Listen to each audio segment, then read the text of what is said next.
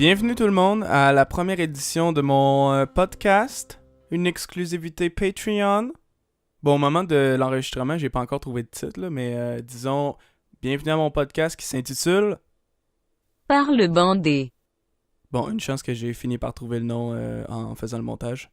Eh bien, premièrement, je vais vous remercier là, encore une fois là, de me supporter sur Patreon. Je vous suis énormément reconnaissant là, de me supporter là, monétairement, puis moralement aussi, là, je suis sûr. Là.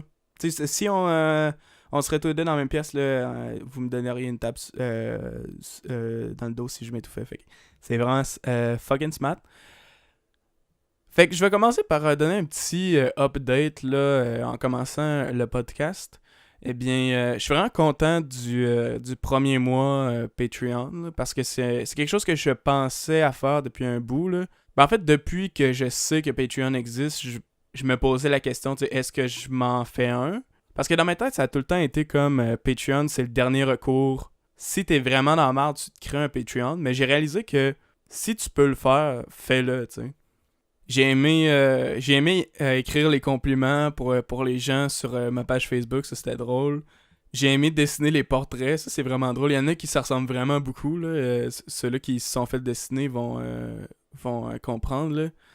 Puis aussi les cases bonus, là, j'ai vraiment du fun à le faire, là, parce que des fois je me dis, tu sais, je crée des univers de 3, 4, 6 cases, puis on passe à d'autres choses directement.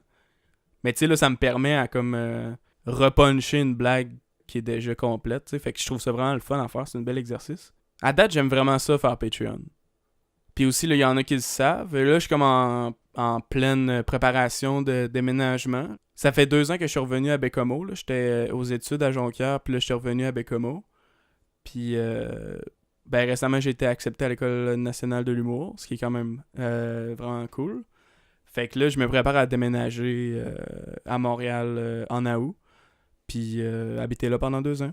Fait que, ben, j'espère plus longtemps que ça. Là, si je fais l'école d'humour, puis je retourne à Baie-Comeau, en tout cas, m'avoir le monopole en esti, mon gars.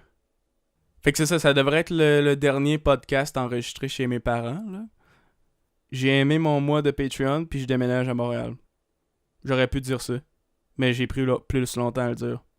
Bref, comment que le podcast va fonctionner? J'aimerais vraiment ça que ce soit comme démocratique. Là. S'il y a des trucs que vous aimez, dites-le. S'il y a des trucs que vous aimeriez que je fasse, envoyez-moi des suggestions. Mais pour l'instant, tu sais, je le vois comme un peu un bloc Lego. Là. Tu sais, mon podcast, tu piles dessus, ça va faire mal. Mais bloc Lego dans le sens où ce que, tu sais, je vais avoir plusieurs segments que je vais pouvoir comme enlever le mois prochain ou il y a des segments que je pourrais rajouter ou les inverser ou whatever. Puis tu sais, les trucs que vous aimez, je vais continuer à les faire. Les trucs que vous aimez pas, je vais les calisser à la poubelle. Et c'est pas mal ça pour ça. Et puis, ben je vous souhaite une bonne écoute.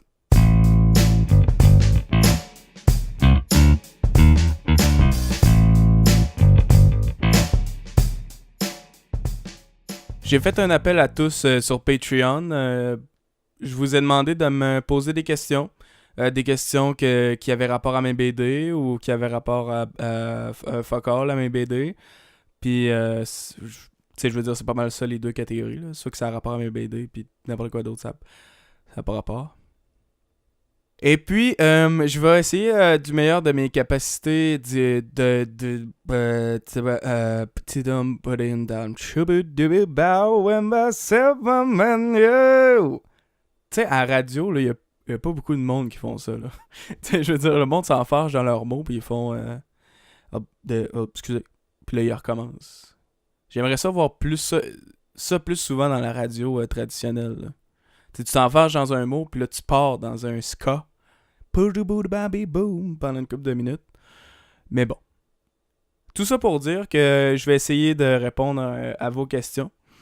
Commençant par Simon Maltais, qui est un bon ami à moi, qui me pose la question, qui n'est pas vraiment une question en fait, il n'y a pas de point d'interrogation. C'est plus comme un ordre. En tout cas, Simon, il me dit « Raconte-nous une anecdote de water polo ». Alors, j'ai pas vraiment d'anecdote qui sort de l'ordinaire de water polo, là. Mais j'en ai fait dans un cours d'éducation physique, on faisait du water polo. Et puis, moi, j'haïssais ça. Là, j'ai de la misère à nager là, dans le creux. Et puis, ben en fait, tu sais, je suis capable de me tenir dans le creux. Mais, tu sais, il y a une différence entre se tenir dans le creux puis d'attraper un ballon puis de le lancer. Là. Parce que tabarnak, quand t'as le ballon, il te reste plus de main là, pour te tenir dans l'eau. Et puis, ce qui arrive avec l'eau, c'est que si tu te tiens plus, tu meurs. Mais moi, je m'arrangeais tout le temps d'être être le goalie au water polo pour m'accoter sur le bord de la piscine. Mais tu sais, dans la piscine, là, c'est tellement une autre sorte de cardio. Tu sais, je veux dire, tu peux avoir un esti de cardio. Genre, tu peux courir des mètres sans des mètres. Tu peux courir genre 3 mètres sans être essoufflé, mais t'arrives dans l'eau, puis tu fais une longueur, puis t'es pas capable. C'est tellement comme un... Je sais pas comment que... Pourquoi. Mais bon, c'était ça la partie du podcast sur le water polo. Alors, on passe à une autre question. C'est Patrick Lévesque qui me dit où trouves-tu l'inspiration pour tes BD? Ça, c'est une question que beaucoup d'artistes se font poser. Puis, moi, étant donné que je suis pas un artiste, je l'ai pas souvent cette question-là. Mais c'est intéressant d'essayer d'y répondre parce que c'est dur parce que l'inspiration, il n'y a pas une place où ce que tu t'en vas chercher de l'inspiration. Là, ça vient de différentes places. Puis moi, ce que j'ai découvert récemment, c'est que mon inspiration, elle vient quand que je m'y mets. Il y a du monde qui font comme n'importe quoi, puis là, ils ont une idée. Mais moi, il faut vraiment que je me dise, OK, je plonge dans mon univers, puis j'essaie de trouver comme des idées. Fait que récemment, j'ai commencé à prendre des marches sans musique. Parce que je prenais des marches avec de la musique, mais je pensais pas vraiment créativement. Là, je me perdais dans ma tête. Puis là, j'ai commencé à arrêter d'écouter de la musique, puis de me dire, OK, je vais essayer de brainstormer pendant que je marche. Puis c'est fou parce que je sais pas si c'est un phénomène psychologique, mais je sais pas, vu que le fait que je suis en train de faire quelque chose en même temps, tu sais, je marche, je vois différents paysages, puis je sais pas, je suis vraiment dans ma tête, puis j'essaie de... Je navigue un peu comme dans mes idées, puis des fois, je trouve des trucs dans cette marche-là. Puis à ça, c'est quasiment comme ça que je fais toutes mes brainstorms. Là. Alors, prochaine question, il y a Kyle du repos qui me dit si Dessine Bandé est un film, ça serait quoi le cast? Bon, alors ça serait difficile. Moi, je verrais comme quasiment un acteur qui fait tous les personnages, là. Mais moi, Chris, ça ferait peur en esti. Un film en vraie personne, puis tout le monde est en make-up. T'es obligé, genre, de te raser les cheveux, puis d'avoir, genre, une esti d'opération au cou juste pour ce film-là. Puis les petites faces, je sais pas, peut-être que ça se ferait comme en 3D, là. Genre en optimisant la réalité, là. Que, tu sais, chaque personne, tu y rapetissais la face. Puis genre en colo, tu mets genre tout blanc. Toute la peau blanche. Mais bref, oui, ça serait Marcel Leboeuf qui jouerait tous les personnages. Il y a Antoine Desgagnés qui demande aimes-tu les films de gladiateurs? Ben, je dois dire que je sais pas c'est qui ce réalisateur-là. Il a un bizarre de nom.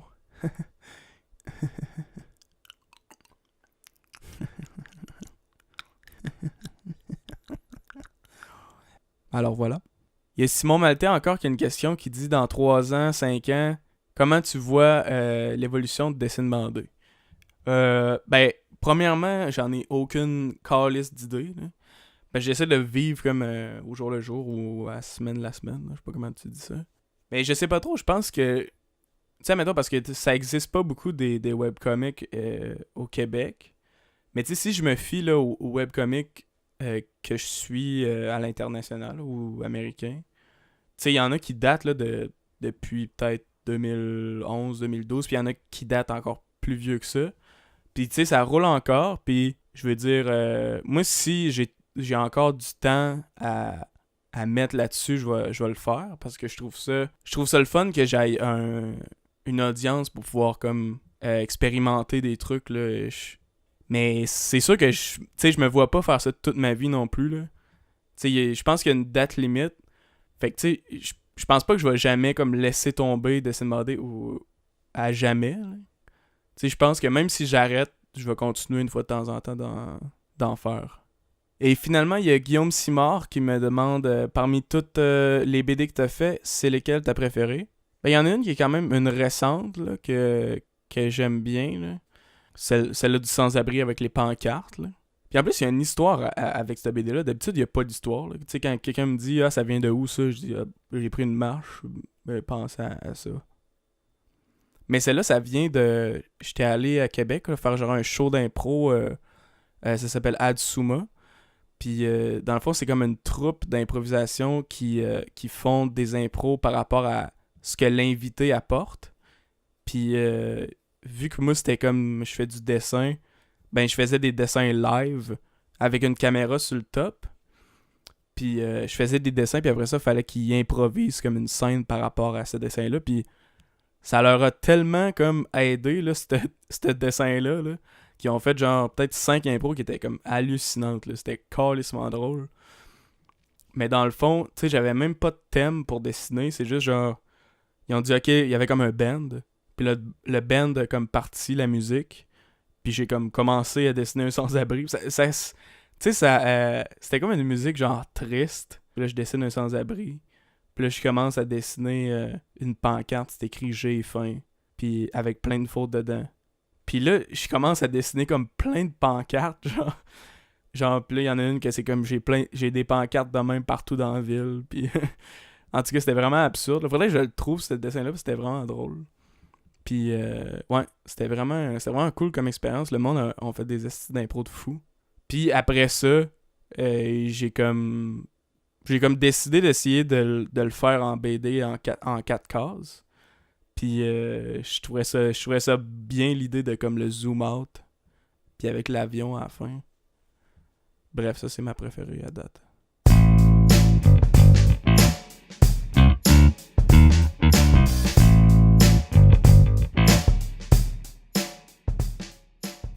Bon, alors dans ce segment-ci, je vais présenter un webcomic que moi j'aime, que je pense que pas beaucoup de monde au Québec, du moins, connaissent. Puis j'ai eu justement l'idée de ce segment-là parce que j'ai réalisé qu'il n'y a pas beaucoup de monde qui connaissent la culture tant que c'est du webcomic. Puis je me suis dit peut-être que ça serait cool d'en introduire un, peut-être à chaque mois ou à chaque 2 mois, whatever. Puis je me suis dit je vais commencer par un des plus gros ou un des plus marquants là, qui s'appelle The Perry Bible Fellowship, qui a été créé par Nicholas Gurwitch, qui est un des plus vieux webcomics. Tu sais, dans le fond, le premier strip est en 2001. Puis ça fait 17 ans. Tu sais, puis ce que je fais en ce moment, c'est que j'essaie de traduire l'article Wikipédia.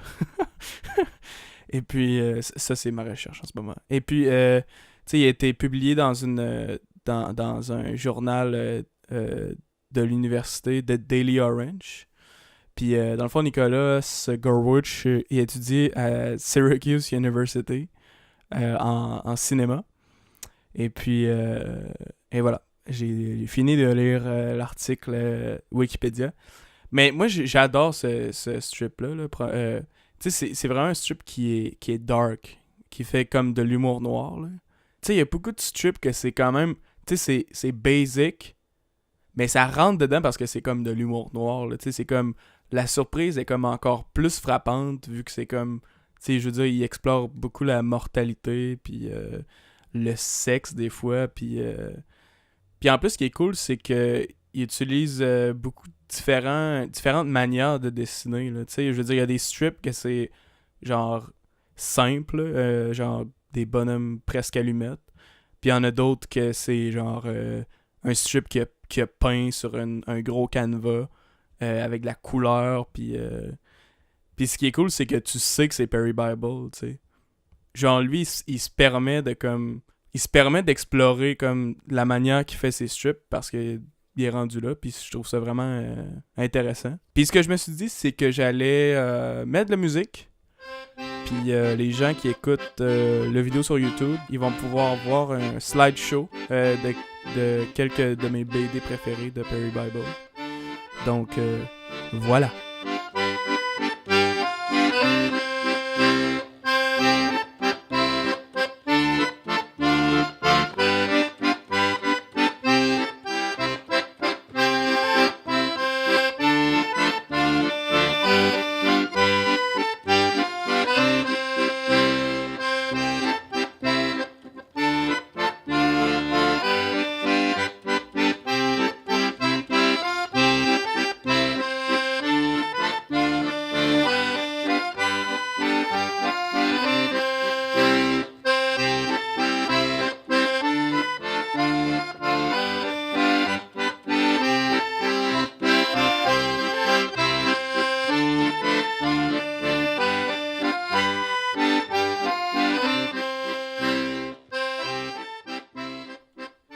Alors voilà, j'essaie quelque chose.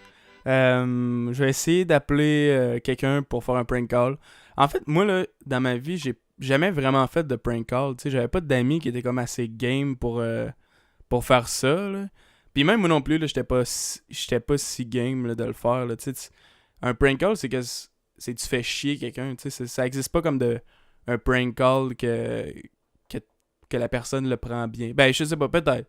Ça serait le fun que je fasse un prank call, puis là, on rit ensemble ou whatever, là, mais... Fait que là, j'ai trouvé quelqu'un qui vend un frigidaire sur Kijiji, puis je me suis dit, ça serait drôle de faire la fameuse blague, là, tu sais, votre frigidaire... Est-ce que votre frigidaire marche? Puis là, après ça, je dis, tu sais, accrochez-le avant qu'il parte, ou quelque chose de même, puis... en tout cas, ça serait bien drôle. Fait que... je vais appeler, on va voir si ça marche, là. Je sais pas trop. Asti, je suis stressé, c'est cave, là, mais...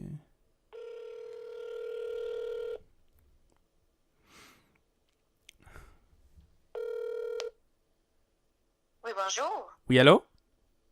Oui, bonjour. Est-ce que c'est vous qui vendez un frigidaire sur Kijiji? Vous vendez un frigidaire? Oui, c'est moi. Oui, ben je serais intéressé. En fait, là, c'est bien 500$ pour ce frigidaire-là. Oui, c'est 500. Il est- Négociable, mais... OK. Oui. C'est quelle marque déjà? C'est... Electrolux. OK, Electrolux. OK. Ça prend-tu beaucoup d'électricité ou... Normal. Normal, ouais. Comme les autres frigidaires. OK. Puis... Il est propre. Ouais, il est propre. Il y a une couple d'années dans le corps ou... Ben moi, je l'ai acheté ça en 2003, puis c'est parce que j'en ai eu un autre gratis, fait qu'on fait... deux frigidaires, c'est trop. Hein. Ouais, c'est sûr. À moins que t'aies une grosse famille, mais je sais pas si... Puis... Non. OK. Puis, est-ce qu'il marche bien? Ah oui! Pour marcher, il marche très bien. Ah ouais? D'ailleurs, en ce moment, il fait le tour du quartier. il est parti, là. À tous les soirs, nous autres, on s'en va prendre une marche, puis il va vite, ce petit maudit-là. Bon, là, ça a pas marché, là. Voici que... C'est que ça fait chier, pareil. J'étais bien parti. J'aurais dû le dire plus vite. Parce que là ça marche pas. Je l'avais quasiment, tu sais. C'est tabarnak.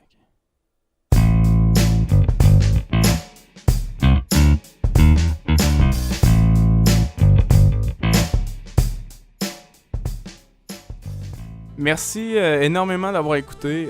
J'espère que vous avez aimé ça. Puis, comme j'ai dit au début, là, dites-moi ce que vous avez aimé. Puis, dites-moi ce que vous aimeriez que je fasse pour le mois prochain. S'il y a des segments que vous avez aimés plus que d'autres, que vous voudriez que je refasse le mois prochain ou dans les prochains mois, faites-moi signe. Moi, j'ai eu du plaisir à le faire, là, même si j'ai calissement chaud. parce que j'ai fermé les fenêtres pour plus entendre de tabarnak de son, puis j'entends le son de ma sueur. Ça fait ce son-là.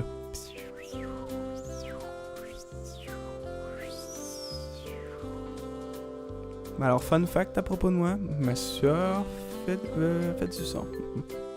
Alors, c'est ce qui conclut mon podcast. On se revoit le mois prochain.